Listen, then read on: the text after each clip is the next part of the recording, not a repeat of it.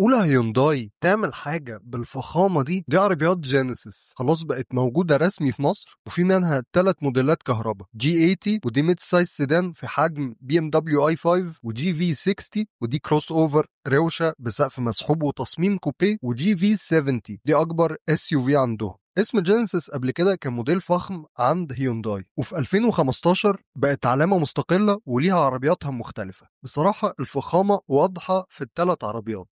انا مستمتع بالعزل بجد والله، مش مبالغه. دي في 60 فيها كاميرات بدل المرايات علشان تديلك صورة أوضح وتساعدك وانت بتغير الحارة وانت بتركن العربية. جي 80 دي بقى اللي قصة كبيرة قوي، أبوابها بتفتح بالكهرباء وكراسيها أقرب لكراسي الطيارات الفيرست كلاس، يعني قعدة سفير، سيادة السفير. وعندك شاشات متوصلة بنتفليكس ويوتيوب.